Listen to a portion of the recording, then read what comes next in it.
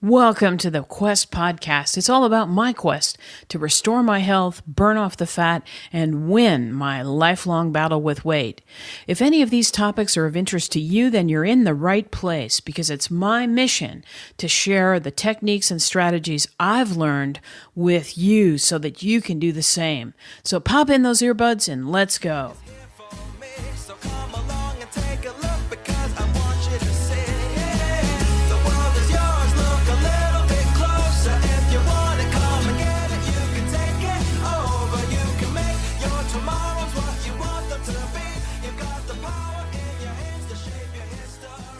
Hey everybody, Melissa Curtis here. Thanks so much for tuning into the program today.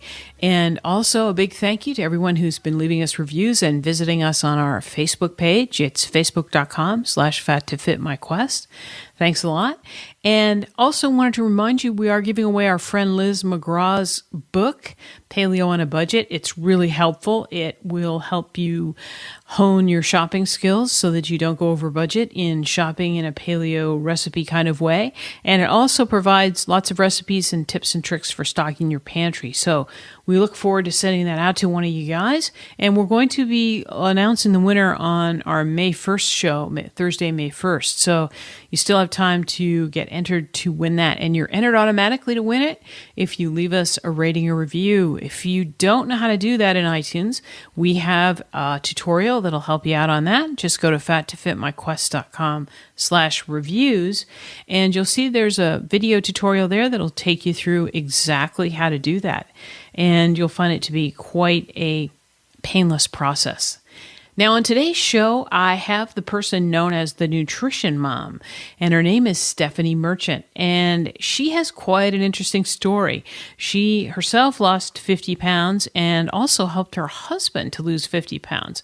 So between the two of them, 100 pounds lost, and she went from being an overworked, overweight, overstressed mom to the Nutrition Mom. And she's been featured on the Dr. Oz show as well as in Shape magazine and many other television appearances. And she's also developed some really cool programs and some free videos for helping you to change the way you look at your life and your lifestyle. And I think that's really interesting. I heard her giving another speaking interview, and I was really intrigued at how she talked about the mental game and how she approaches working with people. And that's something I'm really interested in and something I really wanted to talk about. And I've been looking for the right person to address some of these issues. And Stephanie, I think, is the one to do that. And she very nicely agreed to come on the program. So let's go meet Stephanie. Welcome, Stephanie. Thanks so much for taking time to talk to us today. I'm so excited to be here, Melissa. Thank you. Stephanie, you and I have a lot in common. You have had a real success story with weight loss, and I think you've lost, is it over 50 pounds? 50 pounds, actually, yes. 50 pounds, and I'm coming up on that, very close. And also, you helped your husband lose, is it 50 pounds or more than 50 pounds? It's actually 50. That's our magic number. Double 50 to 100 between you guys. So that's amazing. Congratulations on that. You know, any kind of sustained weight loss to me is a real accomplishment. But one of the things I wanted to ask you, because I've listened to and watched some of your interviews, and it's one of the reasons I wanted to have you on the program today, is because you've got an interesting framework for creating a positive mindset for people you work with. And I think that's a key to having success in weight loss, and in basically changing the way you're eating and changing your lifestyle. Can you talk about that a little bit and how you propose that or present it to people you work with? Yeah, absolutely. It is a necessity. It just is.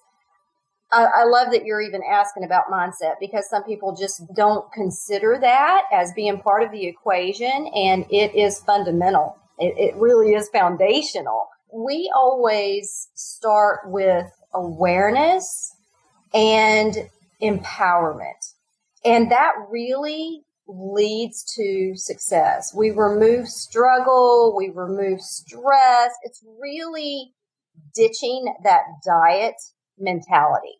Right. I totally agree. Yeah. because that, even the word diet, you can almost physically feel yourself getting a little restrictive and just when you even mention the word. And I'd like to dive into that with people because I want them to realize we kind of play a word association game actually with the word diet. Oh, cool. And yeah, because I want, and we can do it right now. It's just what comes to mind when you think of the word diet. Bad stuff.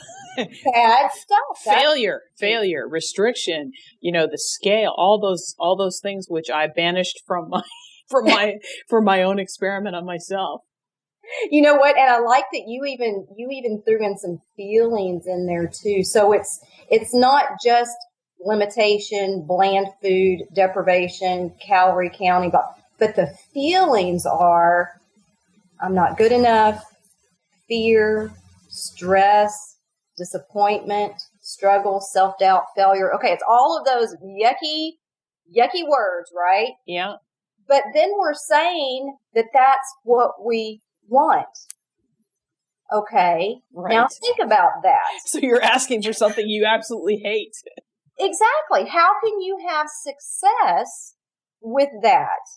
It's mixed messages. You're right. saying this is what I want to do, but then you're associating all of these really negative, yucky things with it. And of course, you're not going to be successful at that. So we need to change that view. We need to change that mindset, our thought process. What is it that we really want? We really want success. What does success mean to you? And then you get to define it. What does success mean to you? Okay, if it is associated with weight loss, that's great. But what we're going to focus on is health. Okay? That is our focus. We don't even have, people will come to me and go, I'm getting on the scale or, this many calories. I'm like, I don't care. Yeah. Yeah, exactly. Let me tell you right now that you don't have to worry about that. We're not even going to discuss that because it's not necessary. Our focus is on health. And really, it can be done in such a easy, wonderful manner. So the other word association that I like to play with is nourishment. What comes to your mind when we talk about nourishment? A lot of times, when we can move from the word diet to nourishment, so we're moving from limitation, deprivation, restriction, calorie counting to abundance. We're moving from bland food, microwave meals, powders and mixes to fresh foods. Right. And when we talk about feelings, which I really love, it's moving from not good enough to I'm worth it. It's moving from fear-based to love-based, right? We love ourselves enough to make this change for ourselves. We're moving from being stressed to enjoying the experience, from disappointment to joy, from struggle to ease, from self-doubt to empowerment, from failure to success. Yeah, I think that's so great because one of the things I really resisted and I finally had to give in to it and get, address this issue.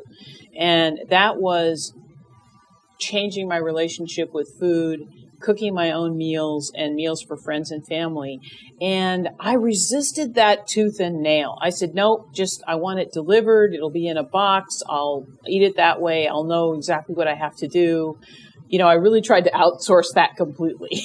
And you can't, because you have to address your relationship with food. And for everybody, it's different. It's individual. There's a million issues that the psychologists and psychiatrists will tell you about your relationship with food.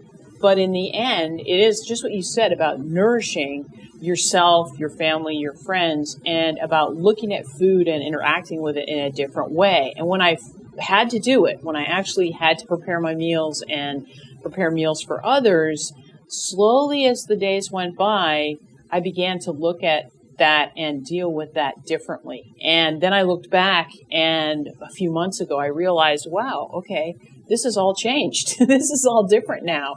And as you mentioned, a lot of fear around, and we'll talk about this in a few minutes, about, going out to eat or going to parties or going to events and things kind of just faded away because I was confident in how I was going to interact in those situations. I didn't have a pre-made plan, but I knew how I was going to deal with those things.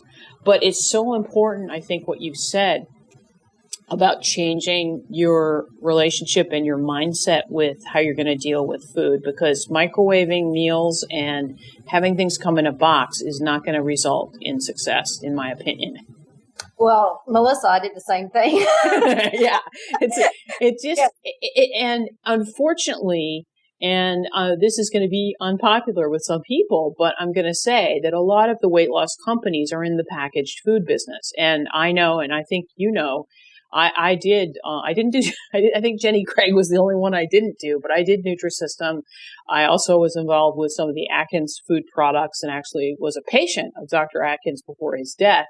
And I got some help there, but there was a heavily product business there of foods and supplements. Not all of them were bad, but again, I don't feel, in my opinion, that is a proper path to be leading people down. I just don't, because it's postponing dealing with your relationship with food, and it's postponing it in a bad way. And it's really pushing you toward never being without those products, which is not realistic in any way.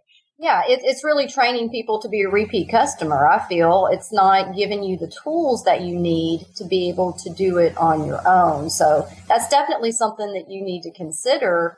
I believe in finding support.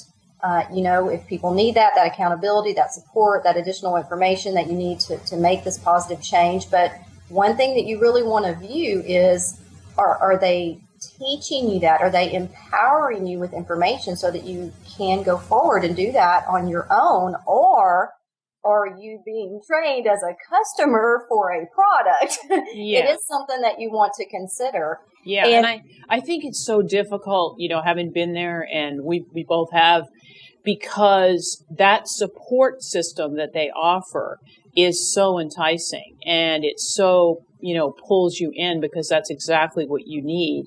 But once you're in there, you may find that this isn't going to work for you. And when it fails, and you feel bad, but then it's kind of like the Stockholm syndrome. You go back to the people that did the same thing to you again. And I know I have friends that, pop on and off some of these programs every 6 months. And I asked them, why do you do that? And they're, well, I just didn't follow it completely well. And they're putting the blame on themselves. Yes. Mm-hmm. Which is not the way to look at it. But hopefully we're enlightening them. But again, the nourishment deal and how you look at food as not just, a lot of people talk about as fuel. Yes, it's fuel for your body and stuff, but it's meant to make you feel well and healthy. Absolutely. Absolutely. Food is our medicine. It is. Right. I totally agree. Now, let me address a really big problem, which I know you focus on because you're the nutrition mom, is kids. They're a big anxiety point at any age, but it's really difficult. And a lot of people ask me how to get their children, like I say, no matter what their age, on board with that the family has decided to take this step and change the way they're eating. And they're going to eat in a more healthy way. And that means the cleanest possible foods, in my opinion. And sometimes the kids, if they've started down the path of processed foods, find this extremely difficult, unpleasant, painful. What's your strategies for helping that situation? We really have to consider what we have done for ourselves as well. I never recommend that somebody try to change everything overnight. It's all about progression, not perfection. It's about making those slow and steady steps in the direction of your goals. And we need to realize that we can't change everything overnight for ourselves or for our family, especially the family members who have not made that decision for themselves. Right, exactly. Themselves. They have the right to make their own decisions. Somebody else. Right. So really the best thing to do, I just love kiddos. And when we get frustrated with our kiddos, we need to realize that they were not born asking for chicken nuggets and macaroni and cheese. True. We trained them a bit. Now there are outside forces, of course, there's commercials and there's the food that's served to them in other places outside of our home. But again, I'm very big on empowerment for ourselves and for our kids. So for moms, I want us to realize that we have complete control over our household. Boom, that's powerful. We have complete control over our household. So yes, we can get upset about commercials and we can get upset about all the other, the special occasion food that's not special occasion food anymore. It's all occasion food and it's given to our kids at every turn. That's true. However, the habits are being set in the home. Now, the easiest way, I actually have a whole 3-part video series on my website. Oh, cool. We'll link to that. Yeah. To help people start to make these healthy changes in their home. But I have found that the best thing for kids is hands-on experience. We want to involve them in this process. We want them to know that we are actually asking them, we're listening to their opinions, we're paying attention. For picky eaters, there's some things that we need to realize. Sometimes I don't like it just means, I'm not hungry right now. I'd rather have dessert. I prefer softer foods over crunchier foods. There's certain things that we need to pay attention to. Right. We're starting to make these changes without getting totally frustrated. We just need to bring awareness to the situation. Then we start to make these changes just one step at a time, and we involve them and we listen to them. We learn together. I'm really big on adding in the fun factor because food shouldn't be so complicated. It shouldn't be so serious. And from working with a lot of women, I can tell you that some of the issues, or a lot of the issues that we have as adults, were created in our childhood. Mm-hmm. That's when the habits are formed and there's, just a lot of stuff that goes into that. We don't want to cause any issues for our kids. It shouldn't be stressful. It should be fun. We can learn together. We do need to realize we are absolutely teaching by example. So there's that saying that your actions speak so loudly that I can't hear what you're saying. Mm-hmm. We need to realize that we can't make changes because I have some people come to me that want to make changes for a child, okay, because of different things that are going on with this particular child, and they know that the food is important and they want to make those changes for the child. You have to make changes for the home. It's not for the child only, right? We're all in this together. It's a team effort, and we're working together. Take those kids to the grocery store with you and make it a fun game. Let them pick out something from the produce section that, based on color or whatever else, something that we've never tried before. What would you like to pick out? Go home, look up recipes together. What can we do with this? I have no idea. I've never seen this thing before. Let's go look it up. And, listen to their opinion, then get them involved. We are setting up life skills. They're only going to be under our roof for so long. If mom is the one who is always, all you have to do is sit at the table and everything is done for you, what are we really teaching? Okay, that's one thing. The second thing is you have to realize the more they're involved, the more likely they are to eat it. Right? So, we really want them in the kitchen too. I'm real big on even having kids cook nights where they're in charge. They can pick. Now, you can put your, rules kind of around that and have some guidance and maybe have 5 different recipes and they get to pick their favorite or something like that. It totally depends on the kid and how old they are and, how good they are in the kitchen and, what kind of extra supervision they need. But this is an example I always give. On Mother's Day, most people can relate to this, Mother's Day or Father's Day, you're sleeping and your kiddo comes in the room with whatever it is, soggy cereal, burnt toast, whatever it is. They are beaming with pride that they did this on their own.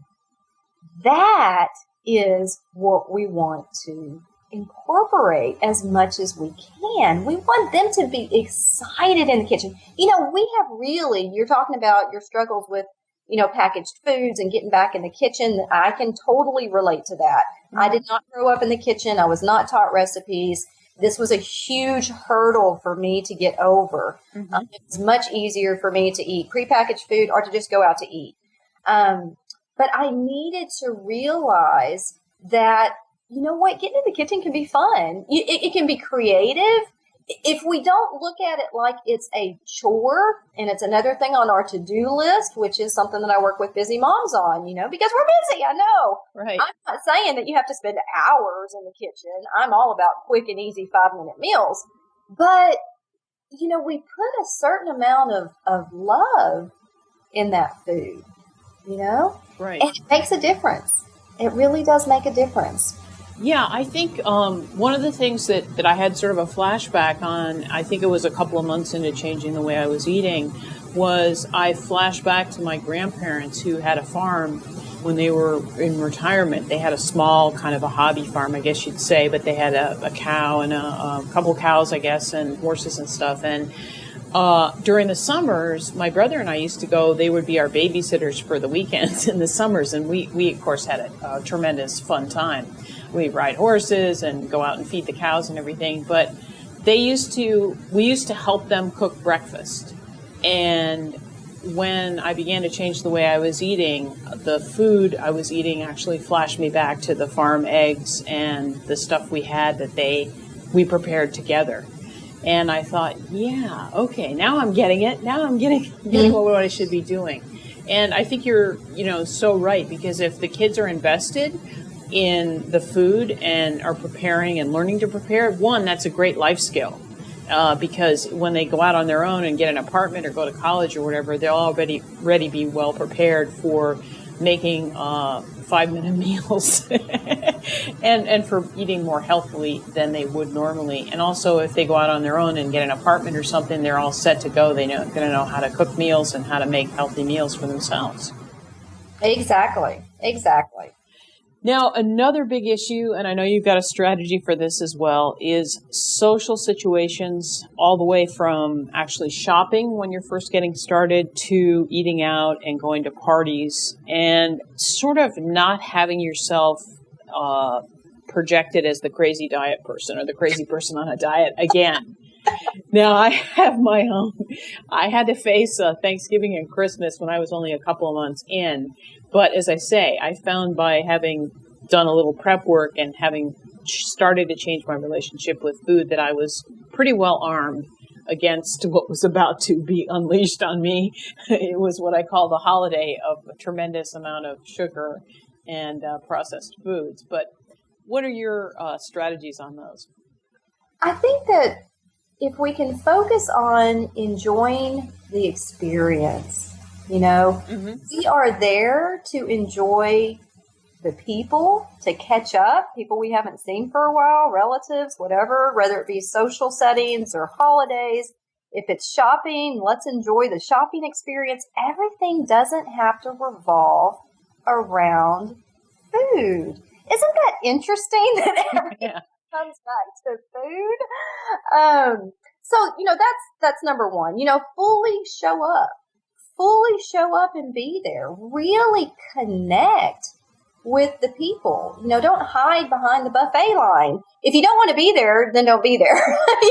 Yeah, I agree. And one of the things I did was I was invited to a couple of holiday parties. I'll just jump in here with my little suggestion. Mm-hmm. And I let the host and hostess know that I had, at this point, I had given up gluten and some other things, and they knew that ahead of time. But I said, hey, let me help you. I said, let me bring you some of my brownies that I can eat that are, in quotes, paleo brownies, not the the drug induced brownies, but the paleo brownies, which are made with sweet potato and coconut flour and stuff. And they said, sure. And I knew they were thinking to themselves, we'll just throw those out. No one will want those, it's not going to be popular. I said, let me bring those as a dessert, and we'll put them, you can do whatever you want with them. So they were already armed with that knowledge before I arrived there. And also I found as I was progressing along that my taste for alcohol had really changed quite a bit. And I found domestic wines to be very sugary. And also I had enjoyed like a vodka cocktail, but found that to be kind of not as rewarding. So I was the cheap date at the party. One drink lasted me hours, and I was really sipping it. But when I brought the brownies and they put them out at the dessert thing or whatever, people were just scooping them up and taking them home and enjoying them and, saying, what's the recipe? Can I get that? And it took a lot of the pressure off being spotlighted as the crazy diet person. Mm-hmm. And also there were quite a few things, obviously, in holiday time that you can eat, that are completely fine that you can eat. And if you're focusing on not shoveling it in as fast as you can, you'll find, as you say, you have a lot more time to socialize with people. And the other occasion where I had to deal with this is, like, for instance, at events where you might be at like a Chamber of Commerce luncheon or something like that. And I found that because so many people are having health issues, that they always have some sort of plain chicken on the menu and a salad. And I just got into the routine of telling people at my table I was now going to make my own chicken salad and put the chicken in the salad. And that was my solution for many occasions of those luncheons and so forth. I love it. So yeah, absolutely. What you're doing is you're actually empowering other people too. Okay. Because bring them on board. Yeah, you really are. You are the example, and people are watching. And not just, you're not the crazy diet person, but actually what you are is the person who is feeling better and looking better and making positive changes. So people are naturally kind of watching you in those situations. Bringing your own food, absolutely. Bring your favorite dishes. Wow them with this taste and flavor. People still think it has to be, celery sticks and carrot sticks. Right. Like, no. So you're introducing them to a whole new world that is delicious. It's, the opposite of deprivation. And that's just amazing to them. And really, you are also showing up as your best self, right? You're feeling better. And you're showing that you're interested in them. That's by fully showing up and listening to the conversations and being, really present. And that makes a difference too. You truly are the embody of everything that you're doing. And you are just a magnet. That's how I got into this, second career, is you become a magnet for other people. They're watching you from afar. And usually it's the same ones that are kind of ribbing you in the beginning. Yes, exactly. They'll come around later and go, now what exactly are you doing? Yeah, and actually it brings up, if you don't become that person or that preachy person, which can happen when you're a new convert, as they say, people will gravitate. A lot of people at some of the holiday parties I went to came up to me and were asking me questions about, digestive issues, gluten-free, what were the differences? And that gives you an opportunity to let out some of your information or talk about a subject you've, studied quite closely now for months, maybe. But if you come at it, I think, with a preachy attitude that I know better than you and I'm now going to dictate, what you should be doing, that's immediate turnoff to everyone then at the holiday table will hate you.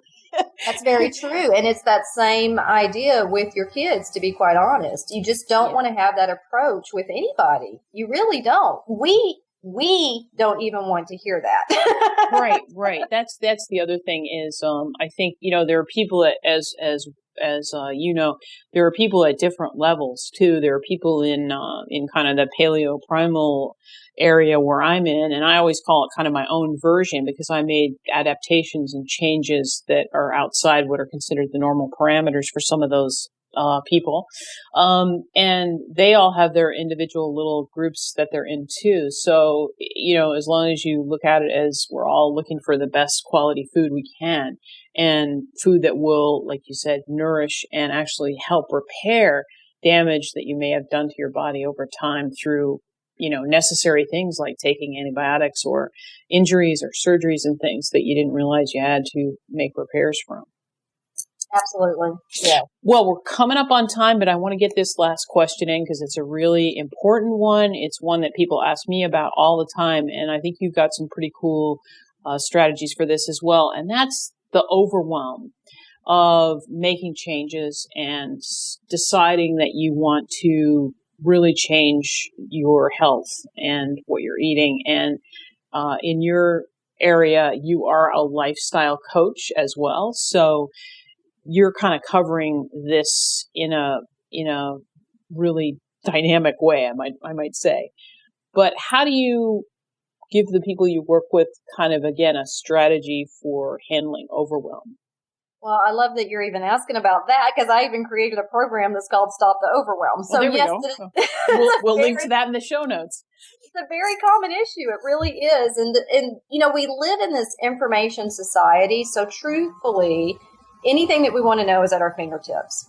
However, that can cause just analysis paralysis. It's too much. It's too much information. It differs. Everybody, just like you said, even within the same, belief system, there are several different belief systems within the same. It can get very confusing. Right. And when you're new to the idea, it can just cause you to just stop in your tracks. It's too much.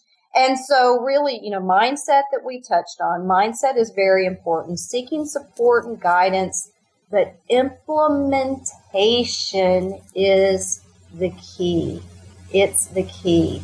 There comes a point where you just, sometimes we even know the information, or sometimes we don't. Okay, there is a lot of information that's out there that sometimes you really have to dive into it to start to learn the specifics of it. However, there's the general information. There's non-nourishing food and there's nourishing food. There's junk food and there's, cleaner choices. I mean, that kind of stuff we know. Right. But it's the actual implementation. Like, I have the information. Now what do I do? And if you stay there, that is that sense of overwhelm. It can just seem like it's such a big hurdle to get over. You have this whole lifespan of these habits behind you. And this is one of the reasons that I really like to share that, nothing changed for me. And I'm not sure how old you were when you started making your changes, but I was 40 before I took a long, hard look at myself and my life and what I was setting my family up for. And, that was enough for me. And, of course, my dad had passed away when he was 39 of heart disease, and right. My mom recently passed away of diabetes and high blood pressure. I mean, I realized that's exactly where I was headed, and that's what I was setting my kids up for. So, it's very personal, whatever it is for other people, it kind of hits you, and okay. I have tried the packaged meals in the past. I have tried counting points. I have, half-heartedly followed this book and that program, blah, blah, blah. But now I'm ready. Exactly. You have to hit that point. You really do. And when you do, you realize that there's not a magic pill. It's not going to change overnight. But as you implement one change after another, you start to build that momentum, and the overwhelm goes bye-bye. Okay? It's feeling good that you're making these changes for yourself, for your family. It feels good. This is not, a suffering and right. a deprivation and it's not temporary. It's not, I can't wait till this thing is over so I can go back to what I was doing before. It's that I don't want to go back to what I was doing before. Right. Yeah. And I think that became so prominent for me because people kept asking me at my gym, what I was going to do. This is about a month or 6 weeks into changing what I was eating. And they kept saying, what are you going to do on your cheat day? And I was thinking to myself silently, I don't really want to cheat. I'm perfectly happy eating what I'm eating. And they kept saying, you're going to have pizza, or you're going to, go out to this restaurant. And I'm like, no. And I began to, sort of make up stories about what I was going to do, because I really wasn't going to do anything. And the one time I did have, we have a really great place that makes the gluten-free, it's the tapioca flour pizzas. And prior to changing what I was eating completely, I tried that, and it was really quite tasty. To use organic vegetables and all this stuff. It's really great. But after I had completely changed what I was eating for that amount of time, and I tried it, it tasted like cardboard, and I didn't enjoy it after one bite, so I just threw it out. And I said, okay, so I'm going to have to make up some better fake cheat days because everybody at the gym. But again, they were still in that mentality of restriction, of, in quotes, diet, of calorie counting. And I wasn't. I had moved beyond it without really realizing it. I sort of didn't have that mindset anymore. That and the willpower change were two things that struck me, and I became fascinated with them, because I didn't realize that because I was getting the right kind of food and I was repairing my health, I would glide by the bakery counter and think, nah, not today. And there was no resistance, or no if I could just have one bite of that. And I was like, I just didn't even, want it. There was no willpower issue at all. And that totally stunned me. And I began to talk about it quite a bit and ask people, what is this? What's going on? But it was the fact that my body was actually healing itself and getting nourished. And so my store of willpower didn't need to be drawn upon for food issues, which is a huge step forward, because when you're in the packaged food and deprivation mode, you have to use up willpower at 6 a.m. in the morning. Yes. By 10 o'clock, you're done. You've used up all your willpower for the day by saying, no, I can't have that donut. No, I can't have that bagel. No, I can't have that whatever. And by, shortly, you're just out of willpower, and that covers everything else you have to do for the day. So you're in a bad place already. Oh, that's just exhausting even to talk about it, isn't it? Exactly. So I think in summary, that overwhelmed strategy is the small steps building on successful, steps that go before, so that you're actually getting yourself to a place of real reward, internal reward and physical reward from the food.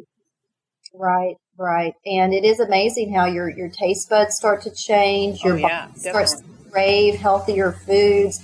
I love working through that process with people, because they're amazed, just like you were, just like I was. It's just like amazement that this is actually happening, really, after all of these years. Could it be that simple? Well, that's the thing that got me started, on this quest, because I was so shocked at what happened with me. And as I've talked about, in 7 days, the blood pressure dropped. Now, I've said this before to people, I didn't go off any medications. I was still taking, 3 or 4 medications for blood pressure. But the drastic change from it being out of control with all those medications and then dropping into optimal and normal zone in 7 days, just from changing food, not from any workout program or anything like that. I was stunned, and I just kept saying, why, I've tried for years to do this, and it was this simple. How can this be possible? This can't be right.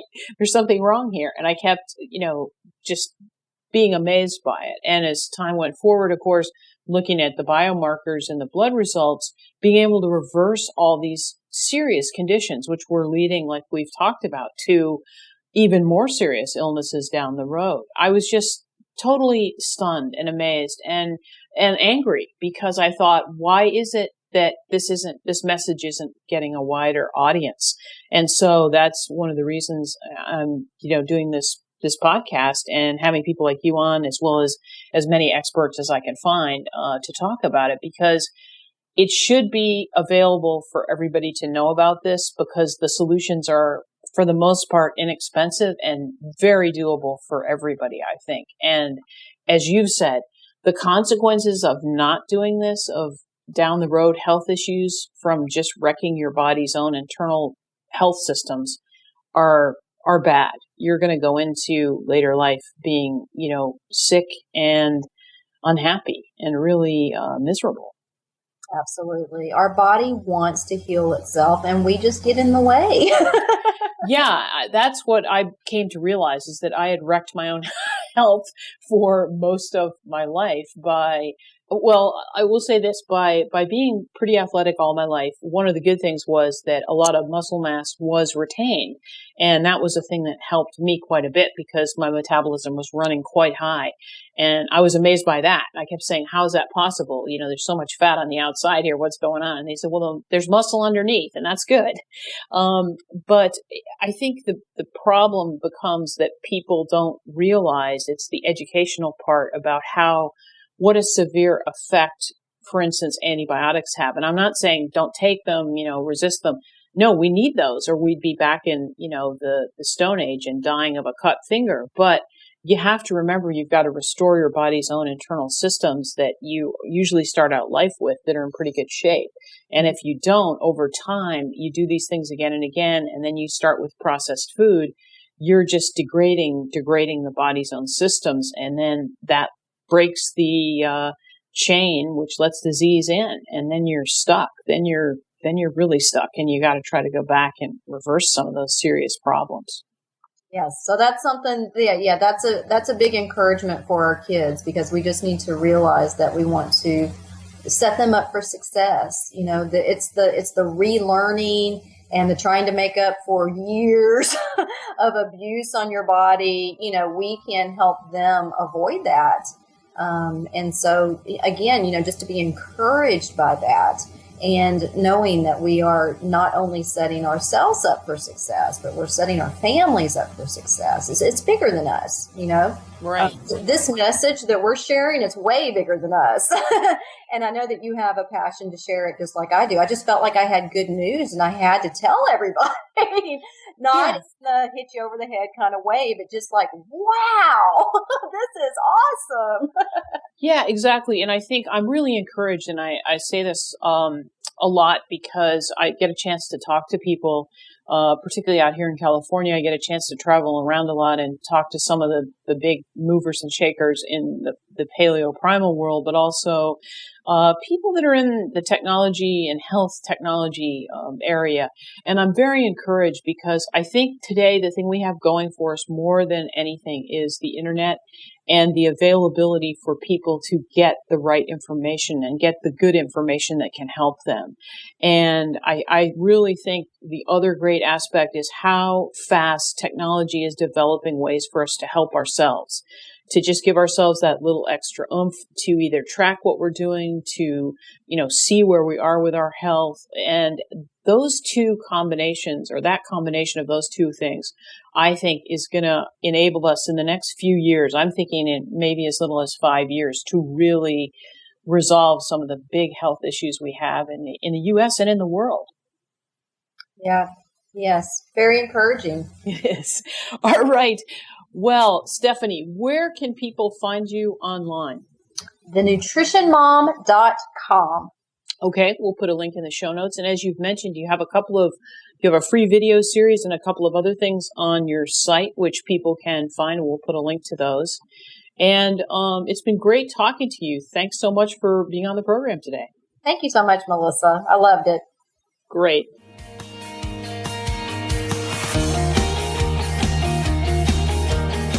Hey everyone, thanks so much for listening to the podcast today. If you'd like more information about any of the topics discussed on today's program, just go to fattofitmyquest.com/blog and you'll find all the information and links to anything discussed in today's episode. Also, we'd love to hear from you, and if you'd like to ask a question or leave a comment, you'll see a button on the right-hand side of the page. Just tap it, and you can start speaking and leave us a question or a comment. Also, we want to let you know that we'll be having new episodes every Thursday, so tune in and subscribe and don't miss a single one.